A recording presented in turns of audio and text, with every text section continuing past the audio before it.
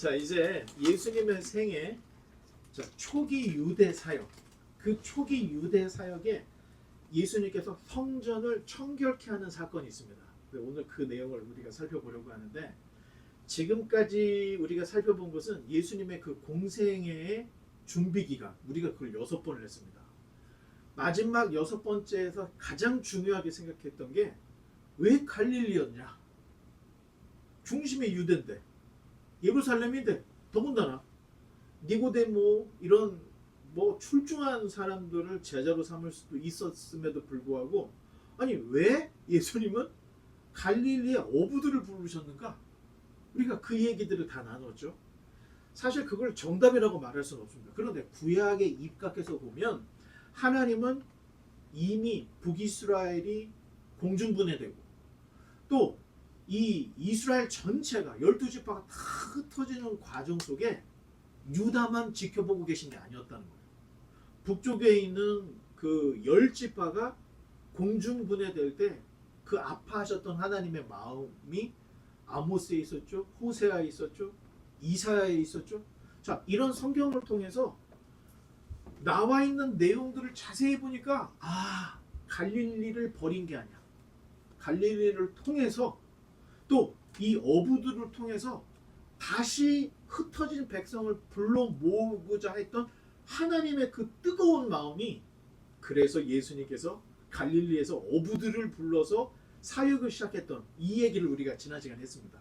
그러면서 6월절이 되자 예수님께서 이제 그 예루살렘에 갔던 이야기를 우리가 살짝 했는데, 오늘은 이제 예수님께서 6월절을 맞이해서 예수님의 공생의 첫 번째 6월절에 예루살렘에 가셨던 이야기를 볼 텐데, 연도로 따져보면 그때가 주후 27년쯤 됩니다. 거의 학자들이 다 비슷하게 얘기들을 하더라고요. 자, 넘겨보면, 자, 한번 13절로 16절까지를 한번 읽어보겠습니다. 유대인의 6월절이 가까운지라 예수께서 예루살렘으로 올라가셨더니 성전 안에서 소와 양과 비둘기 파는 사람들과 돈 바꾸는 사람들이 앉아있는 것을 보시고 노끈으로 채찍을 만드사 양이나 소를 다 성전에서 내쫓으시고 돈 바꾸는 사람들의 돈을 쏟으시며 상을 엎으시고 비둘기 파는 사람들에게 이르시되 이것을 여기서 가져가라, 내 아버지의 집으로 장사하는 집을 만들지 말라 하시니. 자, 6월절은 유대 남자들이라면 반드시 지켜야 될 3대 명절 중에 첫 번째입니다. 제일 중요한 절기죠. 그래서 유대인들에게, 야, 너희의 역사는 뭐냐? 우리가 이집트의 노예로 살고 있을 때 하나님이 불렀다는 거예요. 그 절기가 뭐예요? 6월절. 그 6월절에 뭘 먹었어요? 무교병을 먹었잖아. 그래서 6월절과 무교병은 연결이 돼 있어요. 무교절이. 자, 그런데 성전 입구에 있는 이방인의 뜰에, 성전 입구에 제일 처음에 나오는 뜰이 있는데 그게 이방인의 뜰입니다. 자, 이방인의 뜰은 이방인도 들어갈 수가 있는 곳이에요. 여자들도 들어갈 수가 있는 곳이야. 자, 여기에서 뭐를 팔았냐?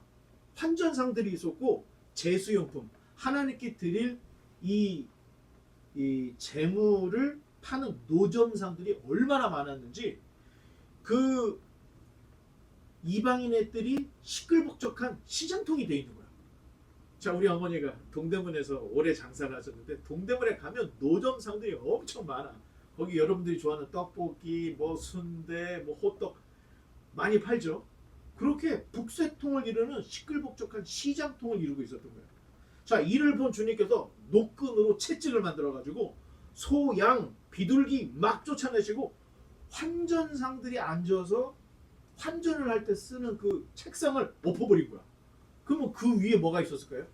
동전이 막 쏟아지고, 저울이 필요해. 저울이 막 쏟아지고 난리가 나버린 거예요.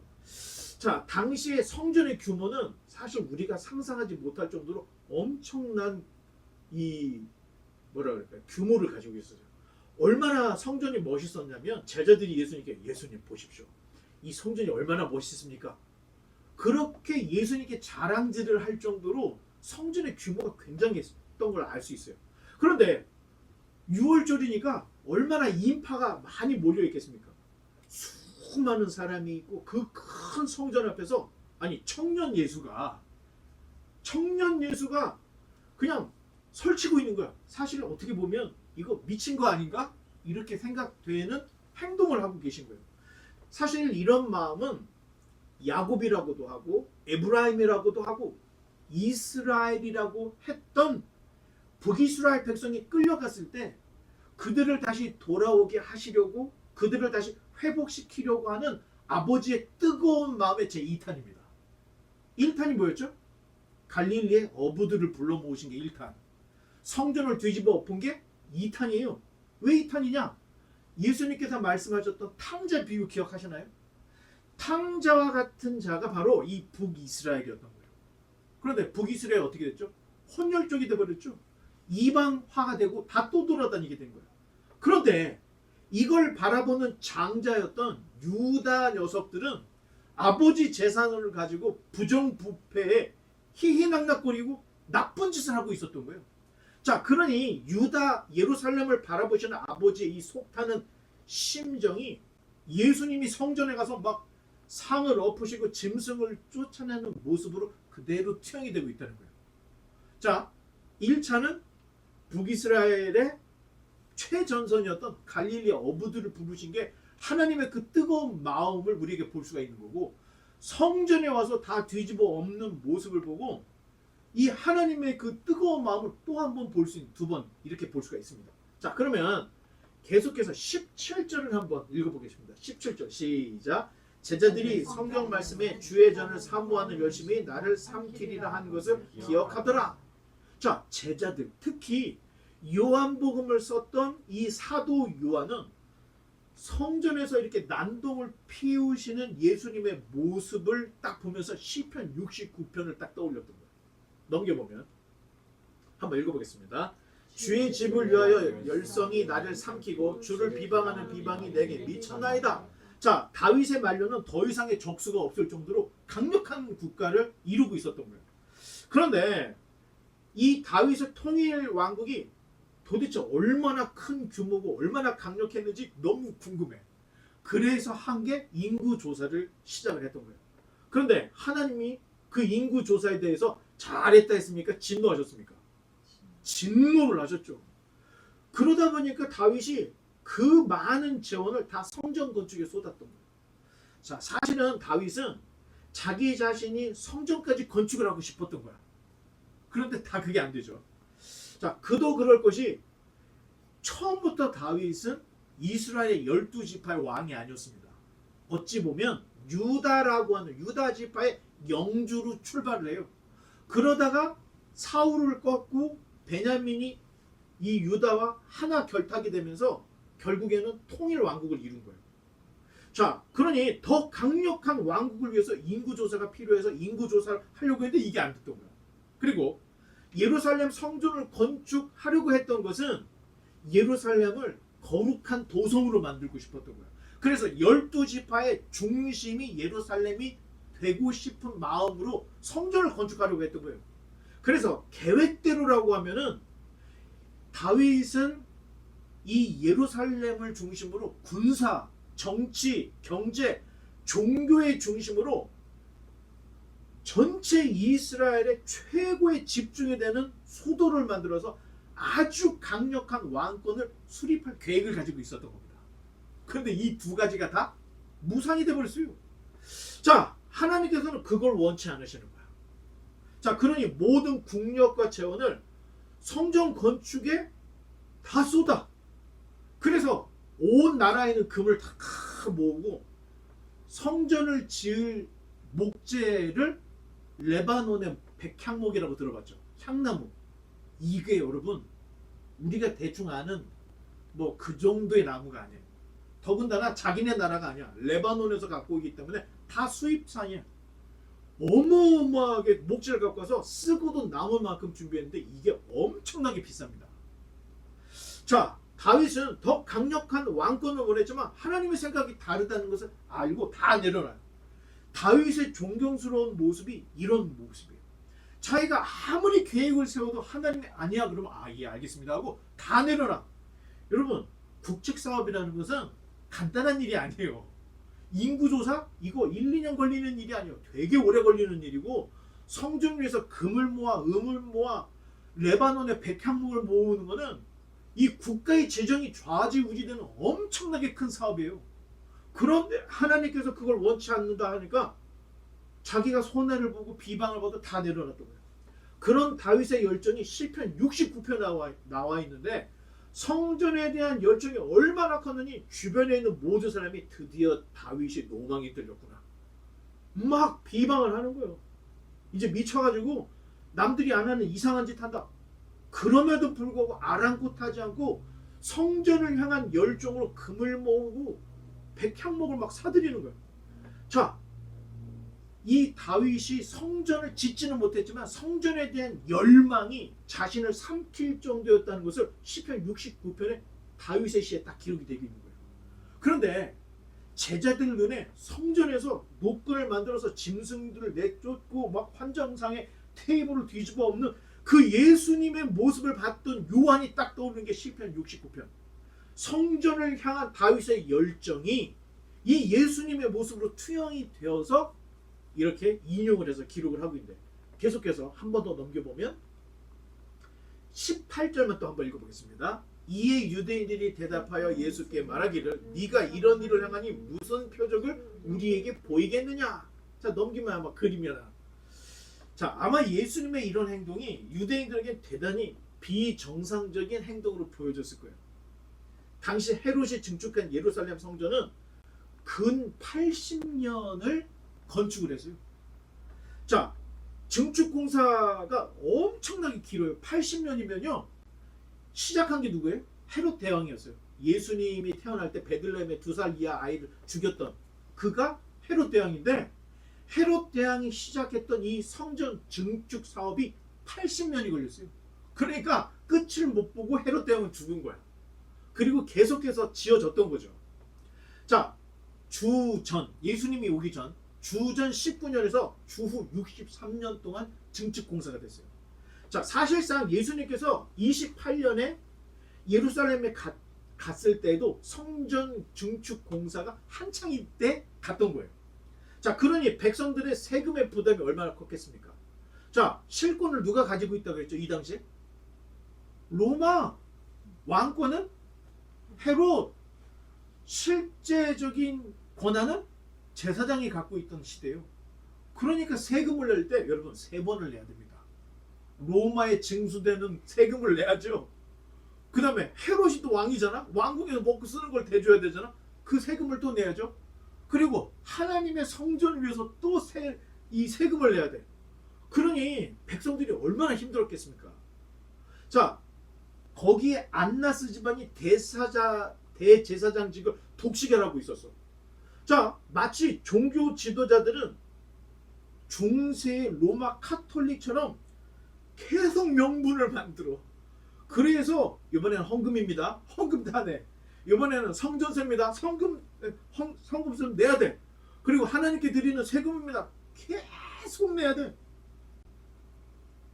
자, 그런데 청년 예수의 행동에 유대인들이 야, 네가 무슨 표적이라도 보여줄 수 있기에 이런 행동을 하느냐? 유대인들이 예수님께 따져 묻고 있는 거예요. 자, 유대인들이 보기에도 일단 예수의 이런 행동은 일리가 있어 보였다는 거예요. 자, 왜냐하면 당시 예루살렘의 성전을 중심으로 엄청난 비리와 부패가 자행되고 있었어. 그런데 이게 숨어 사는 일이 아니었다는 거예요. 공공연한 비리였고 공공연한 부패였는데, 유대인이라면 누구나가 아는 그냥 뭐라 그럴까요? 라이센스 받은 비리와 부패가 이 성전에서 자행되고 있었던 거예요. 자, 당시 유대 사회는 종교 사회였어요. 그런데 로마도 유대교를 인정해줬어. 이 식민지를 지배하는 로마의 방식은 세금만 잘 되면 어떻게 돼요? 내정 간섭을 안 해. 그러니까 뭐 알아서 해 하면서 그냥 냅뒀던 거예요. 세금만 잘 내면 되니까. 사실 대제사장직은 아론의 후손 중에서 종신직, 그리고 그 대를 이어서 한 아론의 후손들만 대제사장직을 가질 수가 있었어요. 그런데 우리가 신구약 중간사 봤죠.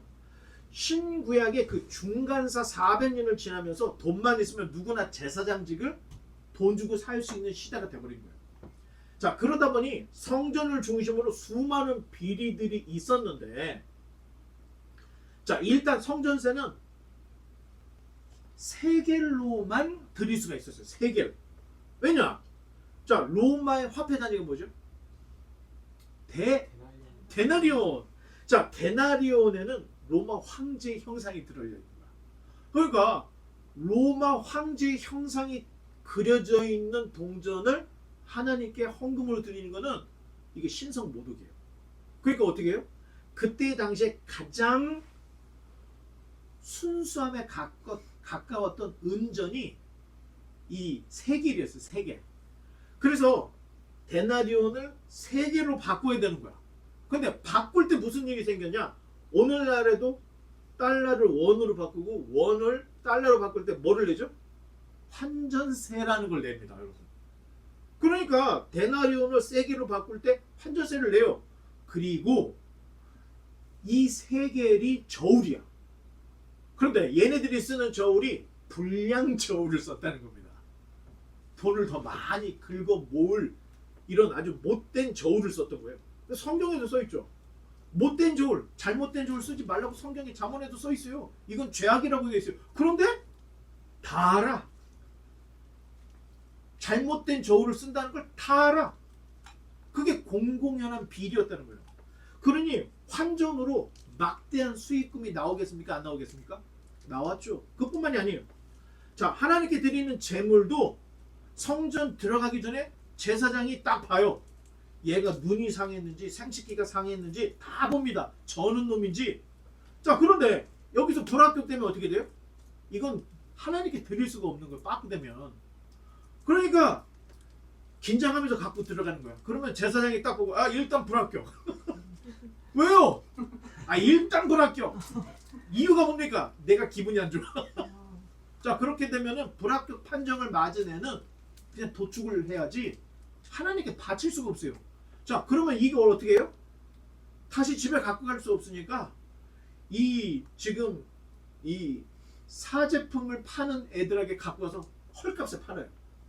그리고 제사장으로부터 인증받은 프리미엄 이 재물을 2배 이상 폭리를 취하고 살 수밖에 없는 거예요. 자, 이걸 사. 자, 그러면 이 장사꾼들은 어떻게 하냐? 헐값으로 산 애들을 대충 빗질을 한 것도 하고 제사장이 거기다 도장을 또 딱 찍어줘. 프리미엄으로. 그러니까 여기에서 이 수제품, 이 재물에서 얻어지는 수익이 막대했던 거예요. 뿐만 아니라 이 신구약 중간사를 지나면서 성직이 매매됩니다. 돈만 있으면요, 갖다 주면 너 제사장에 제사장을 할 수가 있었어요. 그때 그 돈이 막 환전세, 짐승, 성직 매매로 엄청나게 막대한 수익금이 들어오는데 이 수익금이 다 어디로 갑니까? 대제사장 가문에 들어가는 거예요. 그러면 예수님 시대 대제사장이 누구였죠? 가야바. 그런데 이 가야바 뒤에 누가 있었죠? 장인어른이 되는 안나스가 가지고 있었습니다. 실권을, 이 종교 지도자의 실권을 안나스가 가지고 있어요. 그래서 예수님이 재판받을 때 맨 처음에 안나스 그리고 가야바입니다. 자, 당시 대제사장직을 로마의 총독이 임명을 해줬어요. 자, 그러니 한 번 대제사장이 되면 어떻게든 로비를 해서 이 대제사장직을 놓치지 않는 거예요. 자, 그런데 어쩔 수 없이 자기가 대제사장을 놔야 될 것 같으면 어떻게 해요? 아들 이것도 안 될 것 같아? 사위. 그게 가야바였던 거예요. 안나스 집안이 대제사장직을 독식을 하고 있었고 성전에서 나오는 수많은 이 막대한 비리금을 가지고 총독에게 계속 뇌물을 주면서 로비를 해서 굉장히 오랫동안, 예수님 전후로 굉장히 오랫동안 이 안나스 집안이 이 대제사장직을 가지고 있었던 거예요. 자, 하나님께서 그 백성에게 다가오는 통로가 있습니다. 그게 뭐죠? 하나님이 우리에게 다가오실 때는 선지자들을 통해서 말씀을 하시는 거예요. 그러면 우리가 하나님께 갈 때는 어떻게 되죠? 제사장을 통해서, 예배를 통해서 하나님께 가는 거예요. 그런데 신구약 중간기에 더 이상 영감받은 선지자가 출현을 안 했던 거예요. 세례 요한이 오기 전까지 그 말라기 이후 400년 동안은 영감받은 선지자가 없었습니다. 그 말은 하나님께서 더 이상 다가오지도 않았고 침묵하고 말씀도 안 하고 계시는 최고의 암묵한 그 시대가 신구약의 400년의 중간기입니다. 그런데 백성이 하나님께 나아가는 제사장이라는 통로는 어떻게 돼 있어요? 지금 열려 있었던 겁니다. 이 제사장직은 성전이 있을 때만 가능해. 자, 그래서 지금 현재 유대인들이 성전이 있습니까? 없습니까? 없지요. 통곡의표 하나만 남았잖아. 그러면 제사장이 필요합니까? 필요 없습니까? 필요 없죠. 제사장이 필요 없어. 그럼 11조 내야 안 내요? 11조는 레위인들을 위해서 내는 거예요. 레위인들이 없으니까 11조 안 내요. 유대인들은. 그러면 다시 한번 상기를 해보면 백성이 내는 11조를 레위인에게 가. 레위인도 11조를 또 드리면 그 11조 누구에게 가요? 제사장에게 간다는 거예요. 이런 시스템으로 돼 있었는데 성전이 없으니까 11조 낼 이유가 없어지는 거예요. 자, 하지만 여러분 이걸 알아야 돼요. 현재 유대인들은 성전이 없지만 10의 1조를 내지 않습니다. 10의 2조, 3조, 4조를 내서 뱅크럽 나는 회당이 없어요. 주변에 교회들을 사잖아? 그러면 회당을 사게 되면 시설이 너무 좋은 거야. 그러면 그 사람들이 왜 팔아요? 더 큰 데로 가다 보니까 팔게 되는 거예요. 그런 것들을 이제 교회로 사서 뭐 교회들을 하고 있는 교회들도 있잖아요. 자, 지금 이 말은 뭐냐? 제사장직이 살아있다 할 때는 성전이 돌아가고 있는 거야. 그런데 아이러니하게 이 성전을 증축을 누가 해준 거예요? 에돔 사람이었던 헤롯이 유대인들의 환심을 사려고 성전을 엄청나게 삐까번쩍하게 증축을 해줬다는 거예요. 자, 뭔가가 다 아이러니하고 뭔가가 다 또 비상식적인 일들이 계속 벌어지고 있는 거예요. 자, 그러니 유대 백성들 입장에서 아무리 썩어 빠졌어도 하나님께 나아갈 통로는 열려 있어요. 그러니까 그나마 제사장들이, 대제사장이 그렇게 비리를 하고 부패가 됐어도 그냥 감사하고 하나님께 나가서 그냥 제사도 드리고 예배도 드렸던 거예요. 그런데 청년 예수가 유대인들이 가지고 있는 그 마지막 희망, 제사장, 성전의 통로를 와가지고 막 뒤집어 엎어버리고 짐승들 내쫓고 막 그러고 있는 거예요. 그러니까 유대인들이 네가 보여줄 표적이 뭐냐 하고 말을 했던 겁니다. 자, 예수님께서 그냥 상을 엎고 짐승들만 내쫓은 게 아니에요. 그렇게 하시면서 하신 말씀이 넘겨보면 19절 20절 한번 읽어보겠습니다. 예수께서 대답하여 이르시되 너희가 이 성전을 헐라 내가 사흘 동안에 일으키리라. 유대인들이 이르되 이 성전은 46년 동안이나 지었거늘 내가 3일 동안에 일으키겠느냐 하더라. 자, 46년 동안 지었다 할 때는 아직 완공이 안 된 거죠. 예수님이 예루살렘에 27년에 갔다 했기 때문에 한참 공사를 하고 있었던 때라는 거예요. 자, 그런데 결국에는 이 성전이 63년에 완공이 돼요. 그런데 7년 후 로마로부터 독립하기 위해서 다시 일어난 유대 독립전쟁에서 로마에게 철저하게 패배를 당해요. 유대인들이. 사실 유대인들은 이 헬라의 이 안티오쿠스 에피파네스 4세가 성전에 돼지피를 뿌리고 그랬을 때 마카비 혁명이 일어났죠. 근 7년 동안 혁명을 해서 몰아냈던 거야. 자, 그런데 지금 이 로마가 성전과 유대 땅을 유린하고 있던 이 시대에 성전이 증축이 되니까 자, 이제 때가 되었다. 유대 독립전쟁을 일으켰던 거야. 그런데 이 독립전쟁은 안티오쿠스 에피파네스 헬라와의 전쟁하고 판도가 틀립니다. 그때 당시의 전력이라고 해봤자 겨우 꽃갱이 정도밖에 안 됐다면 로마는요 양날 가진 칼을 가지고 있었고요. 머리부터 발끝까지 철갑을 두르고 있고 방패를 가지고 있는 거야. 전력이 상대가 안 돼. 게릴라전을 아무리 해도 로마군을 깨트릴 수가 없어. 결국엔 어떻게 돼요?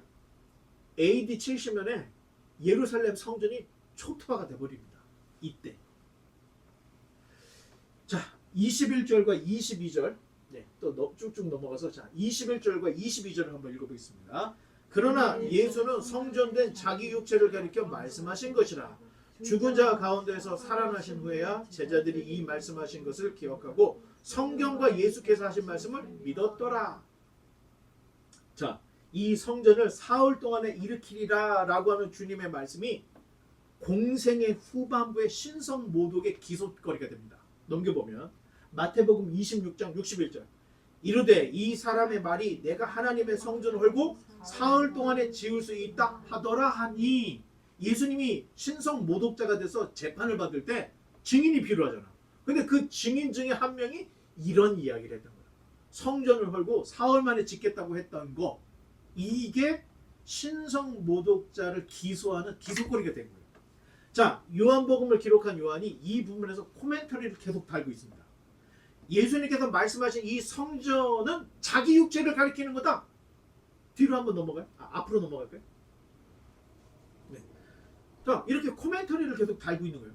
자, 이 말은 사실 우리도 요한이 예수님과 함께 했던 그때 당시 예수님께서 하신 말을 자기들도 이해를 못하고 있었다는 얘기예요. 그때 당시에는.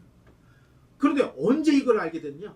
예수님이 십자가에 달려 죽으시고 부활하신 후에 가만히 생각해 보니까, 아, 예수님께서 성전 청결 사건을 하실 때 이 성전을 헐라, 내가 사흘 동안에 일으키라 하고 하신 그 말씀이 성전된 자기 육체를 가르쳐서 말씀을 하셨던 것을 알고, 여기에서 이 부분에서 자기가 설명을, 코멘터리를 딱 달았던 거예요. 자, 제사장은 백성이 하나님께 나아가는 통로. 그러면 성전은 뭐죠? 백성이 하나님을 만나는 곳이라는 거예요. 그러나 그 당시 성전의 지성소에 언약궤가 있었습니까? 없었습니까? 없었을 가능성이 높습니다. 이미 588년에 바벨론이 이스라엘의 솔로몬 성전을 다 부셨을 때, 그때 법궤가 사라졌어. 어디로 갔는지 몰라. 그러면 스룹바벨이 돌아와서 제2 성전을 졌을 때 그 안에 법궤가 있었습니까? 없었습니까? 없었을 가능성이 높다는 거예요. 그리고 헤롯이 19년에서 63년 동안 증축을 할 때 유대인들이 그렇게 짐승을 잡아 죽이면서 제사를 드렸던 이 성전의 지성소 안에는 텅텅 비어 있었다는 거예요. 그러면 법궤, 언약궤가 무슨 의미가 있죠? 하나님의 임재의 상징이었다는 거예요. 그런데 법궤, 언약궤가 없는 껍데기만 남은 성전에서 온갖 비리와 부패 쪄들어 있는 그 모습, 이게 그대로 투영이 되고 있는 거예요. 따라서 주님께서는 자기 자신을 성전으로 말씀하심으로 이 성전을 헐라, 내가 사흘 만에 지리라. 여기에서 하나님께 나아가는, 하나님을 만나는 이 껍데기만 있는 성전 말고 내가 새롭게 만들, 새롭고 산 길, 그 길은 3일 만에 부활하는 나밖에 없다. 성전은 껍데기야. 진짜 하나님을 만나는 제사장을 통해서 갔던 그 길, 대제사장이신 예수 그리스도, 멜기세덱의 반차를 쫓아 어디서 어디까지인지 모르는 이 예수 그리스도를 통해서만 하나님께 나아가는, 하나님을 만나는 새롭고 산 길이 열릴 것이라는 것을 이 성전 청결 사건에서 예수님께서 하신 말씀을 통해서 투영을 하고 말해주고 있다는 거예요. 자, 지금은 예수님께서 성령으로 그 백성에게 내주어 계셔. 자, 예수님, 부활하신 예수님, 승천하신 예수님 지금 어디에 계신다고 그랬어요? 하나님 우편에 계셔요. 그럼 우리 안에는 어떻게 계셔요? 성령으로 내주하고 계시다는 거예요. 그러니 사도 바울이 뭐래요? 야, 성령이 내주하고 있는 너희들이 성전이야, 이런 얘기를 하죠. 사실 몇 명 모이지 않았지만 여러분, 여기는 세상에서는 비교할 수 없는 하나님의 거룩한 성전들이 지금 모여 있는 곳이에요. 자, 보기에는 별거 아닐 수 있어. 하지만 성령으로 내주하시는 예수가 내 안에 계셔. 그런 성전들이 모여 있어. 그러면 이 땅에서는 비교할 수 없는 가장 거룩한 하나님의 시각, 하나님의 눈이 함께하는 곳이 바로 여기라는 거예요. 계속해서 23절을 한번 읽어보겠습니다. 6월절에 예수께서 예루살렘에 계시니 많은 사람이 그의 행하시는 표적을 보고 그의 이름을 믿었으나. 자, 예수님께서 6월절 내내 예루살렘에 계셨던 것 같아요. 그래서 보통 6월절 축제 기간이다 할 때는 무교절까지 가서 7일 내지는 8일 정도가 이 6월절 축제 기간입니다. 자, 그 기간에 주님께서는 다른 데 가지 않고 예루살렘에 머물러 계셨던 거예요. 그러면서 뭘 하셨냐? 사람들에게 표적을 보여주셨다는 거예요. 자, 주님께서 성전 청결케 하셨을 때, 자, 유대인들이 물었던, 야, 네가 뭘 표적이 뭐야? 그렇게 얘기했죠. 그랬더니 예수님이 이 성전을 헐라, 내가 사흘 만에 지리라, 이렇게만 말씀을 하셨는데, 나중에 요 기간 동안 예루살렘에 계시면서 구체적으로 예수님이 메시아 되는 표적들을 보여줬다는 거예요. 자, 사실 주님의 때 주님의 뜻을 우리가 알기가 쉽지가 않습니다. 예를 들면, 자, 가나 혼인 잔치에서 포도가 떨어졌잖아. 그랬더니 마리아가, 아이고 예수야, 지금 이 잔치집에 포도주가 떨어졌어. 그랬더니 예수님 뭐랬어요? 아이고 어머니 알겠습니다. 이랬습니까? 아니면 나하고 무슨 상관이에요?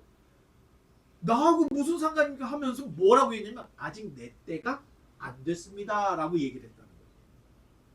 자, 우리가 그냥 보면 지금 내 필요를 구했더니 예수님이 지금 그때가 아니야 하면서 회피를 하시는 거예요. 그런데 바로 그 다음에 어떻게 했죠? 종들에게 야, 항아리에다 물 채워. 그러면서 물이 포도주가 되는 기적을 보여주셨죠. 자, 우리가 하나님의 때 하나님의 뜻을 예상을 할 수가 없다니까요. 또 어떤 절기 때 형제들이 예수님께 이런 얘기해요. 아, 예수님, 아니 뭐 좀 제대로 하려면 이런 갈릴리나 뭐 나사렛 같은 이런 깡천 말고 예루살렘에 가서 큰 한방 날리세요. 그랬더니 예수님 뭐라고요? 너는 가라. 난 아직 내 때가 안 되었다. 예수님이 이렇게 얘기를 하는 거야. 아니 그러다 좀 더 읽어보면 예수님도 예루살렘 또 가. 그건 참 우리는 하나님의 때 하나님의 뜻을 모른다니까. 자, 여기도 마찬가지예요. 유대인들이 야, 성전 엎고 막 뒤집어 엎었는데 네가 보여줄 표적이 뭐야? 그랬더니 성전을 헐라, 내가 사흘 만에 다시 지으리라, 이렇게 얘기했지만 6월절 기간 내내 7, 8일 동안 예루살렘에 머물면서 표적을 보여주셨다는 거예요. 표적을. 유대인들이 구했던 표적을 보여줘. 자, 그러면 주님께서 보여줬던 표적이 뭐겠습니까? 귀신을 쫓아내고 병자들을 고쳐주고 불치병을 고쳐주는 이런 일을 예루살렘에서 7일 동안 머물면서 보여주고 계시다는 거예요. 자, 그러자 유대인 중에 상당수가 믿었대요. 오늘 본문에, 이 제 말이 아닙니다. 본문에 예수님이 보여줬던 그 표적을 보고 예수님의 이름을 믿기 시작했더라, 이렇게 돼 있어요. 그런데 여러분, 이게 하나님의 뜻과 시간은 정말 어렵다고 하는 이유가, 자, 24절과 25절을 마저 읽어보겠습니다. 예수는 그의 몸을 그들에게 의탁하지 아니하셨으니 이는 친히 모든 사람을 아심이요 또 사람에 대하여 누구의 증언도 받으실 필요가 없었으니 이는 그가 친히 사람의 속에 있는 것을 아셨음이니라. 자, 23절부터 25절까지를 종합을 해서 다시 얘기를 해보면 예수님께서 이 6월절 기간에 많은 표적을 유대인들에게 보여준 거야. 그랬더니 유대인들이 그 표적을 보고 예수의 이름을 믿기 시작을 했는데, 자, 주님께서는 그 행하신 표적을 보고 믿는 자들을 믿지 않고 그들의 증언도 신뢰하지 않았다. 왜냐하면 주님은 사람의 속을 다 아시기 때문이다. 자, 23, 24, 25절을 한 덩어리로 재해석을 해보면 이런 내용이라는 거예요. 자, 이야기의 흐름이 좋지 않아요. 왜? 이야기 하다 말고 계속 요한이 옆에서 설명을 달아. 코멘터리를 막 다니까 지금 이야기와 코멘터리가 막 섞여 있는 거야. 자, 왜 그랬을까? 그만큼 예수 그리스도의 복음에 대한 오해들이 굉장히 많았다는 거예요. 그러니까 요한이 이것을 쓰면서 오해의 소지들이 있는 부분에 대해서는 설명을 달아서 계속해서 독자들로 하여금 딴 길로 가지 못하도록 지금 계속 설명을 달아주고 있는데, 요한이 자세히 설명하고 싶었던 것은 예수님의 표적을 본 사람들이 믿는 것 같았지만 결국은 그들이 변절을 해서 예수님을 십자가에 못 박으라고 외쳤던 자들이었다는 거예요.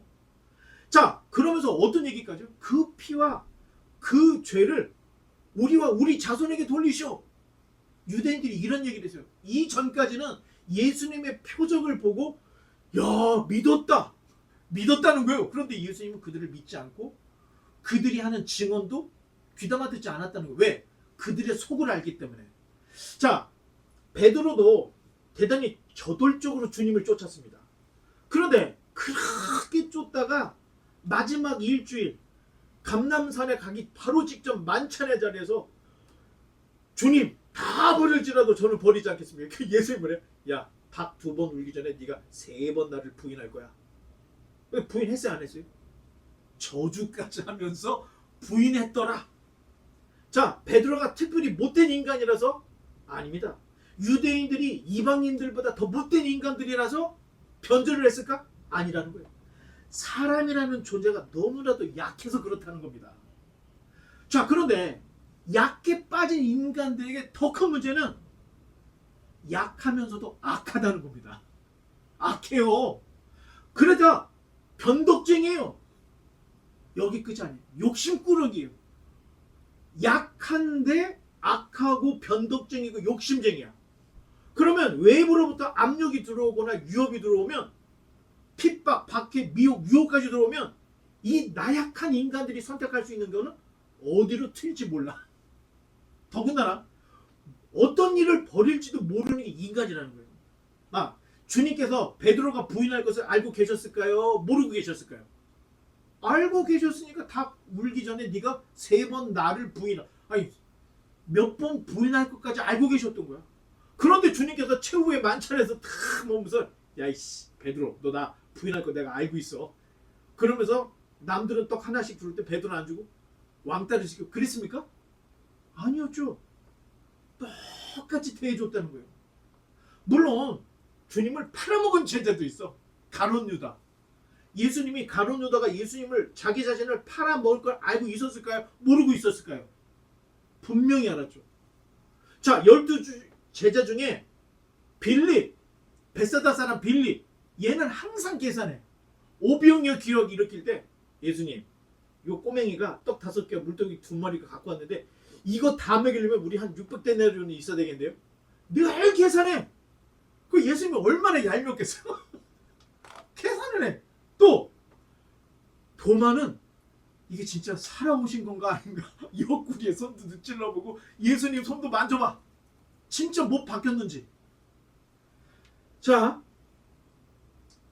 그런데 예수님을 쫓겠다고 했던 사람, 예수님을 따랐던 수많은 사람, 예수님의 기적을 봤던 수많은 사람이 앞에서는 주님을 위해서는 내가 내 몸을 불사를 수도 있겠습니다. 주님은 메시아입니다. 막 그랬던 사람들이 십자가에 다 못 박힐 때 다 도망가. 다 아셨다는 거예요. 그럼에도 불구하고 부활하셔서 야, 너 3번 부인했지? 야, 너 뭐 어쩌고저쩌고 지적질을 한마디도 안 하신다는 거예요. 자기 제자를 사랑하시되 끝까지 사랑했다. 성경에 나와 있어요. 자기 제자들이 그렇게 흩어지고 비방하고 한 방에 무너질 걸 알고 계셨음에도 불구하고 사랑하시되 끝까지 사랑하셨다는 거예요. 여러분 좀 적어라. 사람은 사랑의 대상은 돼도 믿음의 대상은 안 된다는 거예요. 이것은 진리죠. 인간이라는 것은 사랑의 대상이야. 그런데 믿음의 대상이 아니라는 거예요. 요한이 요한복음서를 쓸 때 과거를 생각해 보니까 왜 주님께서 그런 말씀을 하셨는지, 왜 그런 행동을 했는지 곰곰이 생각해 보니까 주님은 다 알고 계셨어. 베드로가, 자기가, 빌립이, 도마가 다, 아니 요한은요 자기가 입고 있던 이 겉옷, 이거 블랭킷도 다 집어 던지고 벗은 몸으로 도망간 자가 요한이었어요. 그때. 그런데 그거를 다 알고 계셨다는 것을 나중에 십자가 달려 죽으시고 부활하시면 이걸 알았던 거야. 그래서 요한복음을 쓸 때 그때는 우리도 몰랐지만 사실은 이 성전이라는 게 자기 몸을 가리켰던 거야 하면서 코멘터리를 하나씩 달고 있는 거예요. 자, 요한의 별명이 뭐였죠? 우리의 아들 보아너기였죠. 성질이 베드로만큼 급해. 그리고 얼마나 과격했냐? 사마리아 어떤 성이 예수님을 받아들이자니까 주님, 내가 불을 명해서 여기를 그냥 불바다를 만들어 버릴까요? 이렇게 말했던 사람이에요. 자, 누가 뭐라면 막 불을 내려버릴까? 그리고 요한의 이 세베대의 부인, 세베대의 두 아들이 요한과 야고보잖아. 근데 세베대의 어머니가 예수님이 이제 예루살렘 입성하기 전에 딱 와가지고 주님 부탁이 있습니다. 자, 얘기해 보십시오. 그랬더니 주님이 예루살렘에 가서 그 날을 하실 때 한 녀석은 주님의 좌편에, 한 녀석은 주님의 우편에 앉아주십시오. 뇌물도 쓰고, 예? 치맛바람도 일으키는 그런 사람들의 자녀들이었던 거예요, 다. 자, 그런데 주님과 함께했던 시간들을 다 짚어봤더니 너무 부끄러운 거야, 자기가. 어떻게든 자, 예수님 옆에서 예수님이 그 나라가 될 때는 한 자리 해먹으려고 했던 욕심도 있었던 거야. 그런 자기의 모습을 생각하면서 부끄럽고 주님은 다 알고 계셨어. 자, 참 부끄럽지만 우리는 타인의 잘못을 좀 잃을 때가 있어요. 고자질할 때가 있어. 언니가 이렇게 했어요. 동생이 저렇게 했어요. 허니가 이렇게 했어요. 일러. 자, 저 녀석이 잘못해갖고 지금 이렇게 된 거야. 제 잘못이 아닙니다. 저놈이 나쁜 놈입니다. 이렇게 이런 고자질. 그런데 주님께서는 다른 사람의 증언이나 참소가 필요 없는 분이라는 것을 기록을 하고 있어요. 굳이 누가 주님 거기 잡히실 때요, 진짜 베드로가 3번 부인했습니다. 이렇게 고자질할 필요가 없었다는 거야. 주님은 다 알고 계시기 때문에. 자, 우리는 어떤 재판을 할 때 증거나 증인을 찾아. 왜? 누가 거짓말했는지 진위를 가리기 위해서는 증인이나 증거가 필요하기 때문에. 그런데 주님에게서는 그런 것이 필요 없다는 거예요. 이미 주님께서 누가 거짓말하고 있는지 누가 잘못했는지 다 알기 때문에. 사실 저도 여기까지 오면서 야, 누구 때문에 무슨 일이 있어서 여기까지 오겠다 이런 원망 제가 생각해보니까 많이 했던 것 같아요. 근데 아마 여러분들도 가만히 생각해보면 내 인생에서 지울 수 없는 억울함, 내 인생에서 지울 수 없는 상처, 여러분 있습니까? 없습니까? 있어요. 정말 그거를 내가 평생 잊지 못할 상처, 아픔들, 억울함 다 가지고 있는 거예요. 자, 뭐든 다 한 가지씩은 다 가지고 있는 게 연약한 인간들입니다. 그런데 여러분, 그 억울함과 상처가 내 마음속에 그렇게 있을 때 나에게 유익을 주든가요? 아니면 안 좋든가요? 만약 그 억울함과 상처가 나로 하여금 돈을 버는 계기를 만들어요. 그 아픔과 상처가 내 영적인 성장에 도움이 돼. 그 아픔과 상처가 나를 성숙하게, 그러면 더 깊이 오랫동안 묵상하십시오. 그런데 그 억울함과 상처가 내 인생 삶에 내 활동의 범위를 제한을 한다든가 나로부터 부자연스러운 행동을 유발하게 한다든가 그렇다면 이건 여러분들을 유익하게 하는 게 아니에요. 그럼 주머니를 한번 탁 열어보세요. 내가 행동하는데 너무 무거워, 거추장스러워. 그래서 주머니를 탁 열어서 털어. 싹 쏟아봐. 싹 쏟아보면은 여러분 그 핸드백이나 뭐 지퍼 한번 탁 빼가지고 한번 쫙 늘어놓고 보세요. 여러분 거의 80%에서 90%는 쓸데없는 것들이에요. 그냥 필요 없는 걸 가지고 다니는 거야. 그거를 빼내면 삶의 제한이 풀리는 거예요. 그런 것들을 빼내면 부자연스러웠던 게 자연스럽게 바뀐다는 거예요. 억울함과 상처를 계속 가지고 있으면 여러분 이상한 행동들을 하게 되고 내 인생이 계속 쪼그라드는 거예요. 요한이 요한복음을 쓰면서 깨달았던 게 예수님의 말씀 행동들을 다 보니까 다 알고 계셨어. 그런데도 참고 계셨고, 그런데도 나에게 기회를 주시고 기다려주셨던 그 예수님을 기억하고 드디어 자기들이 가지고 있던 억울함과 상처를 다 내려놓을 수 있었던 거예요. 그랬더니 어떻게 돼요? 오순절에 수많은 사람들 앞에서 예수는 주라고 고백을 했을 때, 아니 당국자들이 요한과 베드로를 잡아다가 채찍질하면서 예수의 이름으로 말하지 마! 하고 풀어줬더니 베드로와 요한이 뭐래요?